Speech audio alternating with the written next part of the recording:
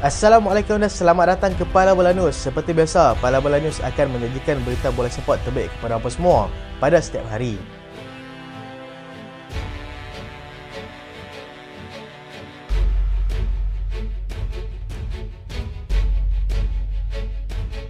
Kita mulakan dengan keputusan beberapa perlawanan menarik di Carabao Cup. Bernama tewaskan pasukan Swansea 3-2. Fulham tewaskan Spurs menerusi sepakan penalti 5-3. Brentford marah selepas singkirkan pasukan Newport juga menerusi sepakan penalti 3-0.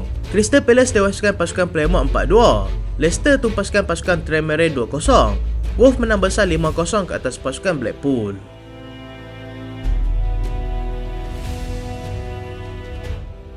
Kita lihat dahulu perkembangan bola sepak di arena tempatan.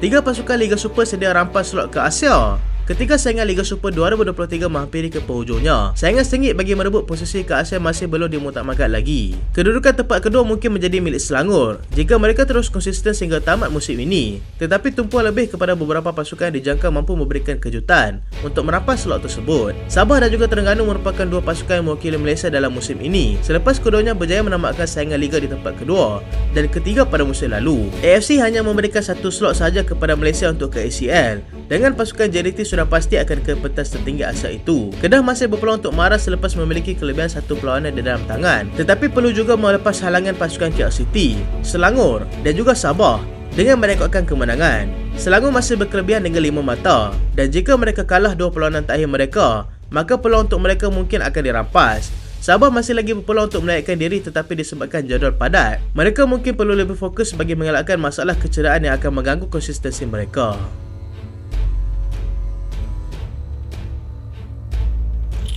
Hong Wan terpaksa digugurkan. Pemain tengah pasukan JDT, Hong Wan, terpaksa melupakan hasrat untuk beraksi dalam 2 perlawanan persahabatan Tahun 1 bersama skuad kebangsaan selepas dia terpaksa diketepikan akibat masalah kecederaan. Malaysia akan berdepan dengan cabaran pasukan Syria pada 6 September nanti dan pasukan China pada 9 September nanti yang dijadualkan berlangsung di Chengdu di China. Perkara itu disahkan sendiri oleh pengendali skuad negara iaitu Kim Panggon mengenai perkembangan terbaru pemain tersebut. Dia juga memaklumkan bahawa penjaga gol pasukan Sabah, Damien Lim, juga terpaksa diketepikan juga kerana kecederaan. Penjaga gol pasukan KL City, Azri Ghani, bakal menggantikan pemain tersebut sementara itu. Tiada lagi pemain dipanggil bagi menggantikan Hong Wan setakat ini. Seramai 25 orang pemain dipanggil Kim Panggon akan memulakan sesi latihan hari ini di Wisma FAM. Kelana Jaya dan mereka dijangka akan terbang ke China 2 hari sebelum perlawanan bermula.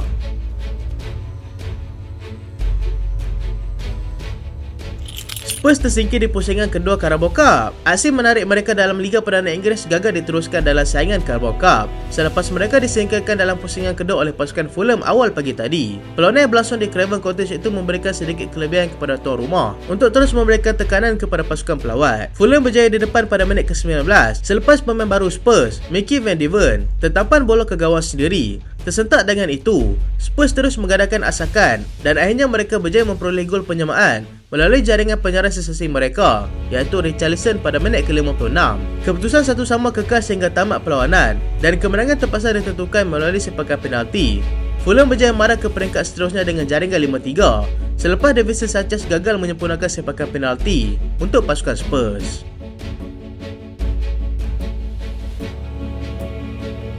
Wolves tidak berdepan dengan masalah untuk singkirkan pasukan Blackpool. Wolves dilihat tidak berdepan dengan sebarang masalah apabila mereka berjaya menyingkirkan pasukan Blackpool dengan jaringan 5-0. Mereka berjaya memberikan aksi yang lebih meyakinkan dalam saingan Carabao Cup berbanding dengan aksi mereka dalam Liga Perdana Inggeris. Mereka memulakan pesta gol pada minit ke-10 menerusi Sasa Kaladzic dan kemudian Fabrice Silva meletakkan mereka selesa di depan dengan jaringan kedua pada minit ke-25. Mark Doherty berjaya menjadikan 2 gol dalam perlawanan ini sebelum Nathan Fraser melekatkan kemenangan bergaya tuan rumah dengan jaringan kelima pada minit ke-84 permainan. Kemenangan ini sudah pasti akan menaikkan kembali semangat anak buah Gary O'Neill untuk mereka meneruskan aksi dalam Liga Perdana Inggeris selepas ini. Dua gol Ronaldo bantu pasukan Al-Nassr benam pasukan Al-Shabab. Cristiano Ronaldo sekali lagi membuktikan kualiti yang dia ada apabila dia berjaya menjaringkan 2 gol ketika mereka menang 4-0 menentang pasukan Al-Shabab awal pagi tadi. 2 jaringan tersebut dilakukannya menerusi 2 sepakan penalti yang dihadiahkan kepada pasukan Al-Nassr pada minit ke-13 dan juga minit ke-38. Sadio Mane juga tidak melepaskan peluang untuk menjadi salah seorang penjaring selepas dia berjaya meletakkan pasukan Al-Nassr 3-0 selesa di depan. Sultan Al-Ghana kemudiannya melekatkan hari gemilang Al-Nassr menerusi jaringan keempat pada minit ke-80 sekaligus memberikan 3 mata penuh buat pasukan mereka. Al-Nassr kini sedang mendaki semula ke kemuncak Liga selepas permulaan hambar mereka dengan berada di tangga ke-6, beza 6 mata dengan pendahulu iaitu pasukan Al-Ittihad.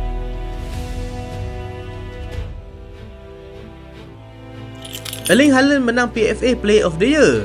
Erling Haaland menepati ramalan banyak pihak selepas dia berjaya merangkul anugerah PFA Player of the Year untuk musim lalu. Dia yang berjaya mencetakkan rekod jaringan sebanyak 36 gol daripada 38 perlawanan Liga yang dia cetai sekaligus memberikan gambaran yang dia sememangnya layak untuk menggondol anugerah tersebut. Bukayo Saka yang turut tercalon dalam anugerah tersebut berjaya memenangi anugerah PFA Player Young of the Year selepas membantu pasukan Arsenal dengan menjaringkan 14 gol dan juga 11 assist pada musim lalu. Dia menjadi pemain Arsenal ke-6 yang berjaya meraih anugerah itu selepas Tony Adam, Paul Merson, Nicolas Anelka, Cesc Fabregas dan juga Jack Wilshere. Van Dijk bakal berdepan dengan hukuman lebih berat. Virgil van Dijk yang terpaksa keluar awal selepas menerima layangan kad merah ketika mereka menang 2-1 ke atas pasukan Newcastle United tempoh hari bakal berdepan dengan hukuman lebih berat oleh FA Inggeris. Dia mengkritik keputusan pengadil tersebut berkemungkinan besar akan berdepan dengan pergantungan yang lebih lama berbanding apa yang telah ditetapkan sebelum ini. Van Dijk akan didakwa menerusi FA Rule E3.1 selepas dia didapati menunjukkan tindak balas yang tidak sepatutnya kepada pengadil perlawanan dan kononnya menggunakan kata-kata kesat terhadap pengadil itu. Dia masih berpeluang untuk membuat rayuan dan tempoh diberikan sehingga Jumaat ini. Dia sudah pasti tidak akan berada dalam skuad untuk menentang pasukan Aston Villa nanti. Berkemungkinan juga akan terlepas asing menentang pasukan Wolves dan juga pasukan West Ham selepas itu.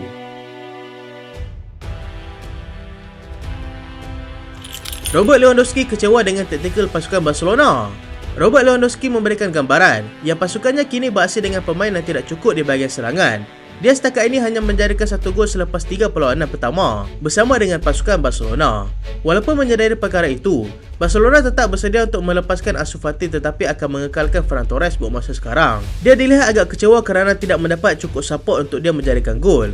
Untuk rekod, Barcelona mempunyai jumlah kutipan mata yang sama pada musim lalu dalam 3 perlawanan pertama. Tetapi Robert Lewandowski telah mencetakkan 4 gol pada masa yang sama. Dia menyalahkan taktikal yang tidak banyak membantunya untuk menjadikan gol.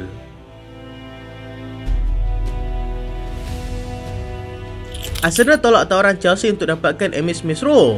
Chelsea yang dilihat sedang mencari seorang pegepur baru melihat Emil Smith Rowe sebagai calon terbaik mereka tetapi sudah ditolak mentah-mentah oleh pasukan Arsenal. Smith Rowe semakin kehilangan tempatnya bersama pasukan Arsenal. Setakat ini walaupun beraksi dengan sangat baik ketika bersama skuad bawah 21 England, Aston Villa dan juga pasukan Newcastle masih lagi menyimpan minat mereka untuk pemain itu tetapi mereka belum membuat apa-apa pergerakan secara rasmi setakat ini.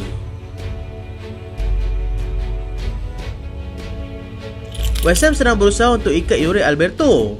West Ham sedang berusaha keras untuk cuba mendapatkan pemain kini beraksi bersama pasukan Korintian, iaitu Yuri Alberto. Mereka dijangka akan melepaskan Danny Ings sebelum jendela perpindahan ditutup dan akan memberikan ruang untuk Yuri Alberto masuk ke posisi tersebut.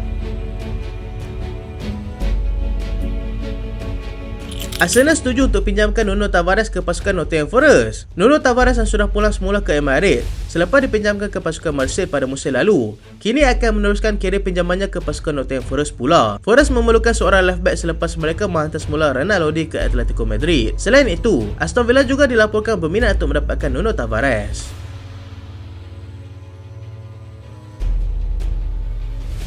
Adakah Eric Dier akan ke Bayern? Spurs dijangka tidak berdepan dengan masalah untuk melepaskan Eric Dier yang berkemungkinan besar akan kembali bersama dengan bekas kapten mereka iaitu Harry Kane di Bayern Munich. Dia kini berada dalam fasa terakhir kontraknya dan Bayern kini sedang mempertimbangkan untuk membawa masuk Eric Dier jika kena pada harganya.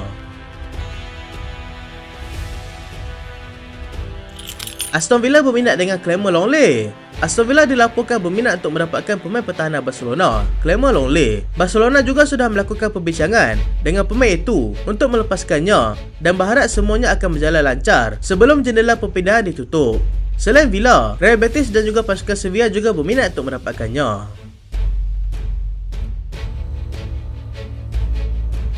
Manchester United mahukan Pierre-Emile Højbjerg. Manchester United dilihat semakin terdesak untuk mendapatkan pemain pada ketika ini, dengan mereka dilaporkan sedang mempertimbangkan untuk membawa masuk Højbjerg daripada pasukan Spurs. Mereka dijangka akan mencuba pada saat akhir sebelum jendela perpindahan ditutup.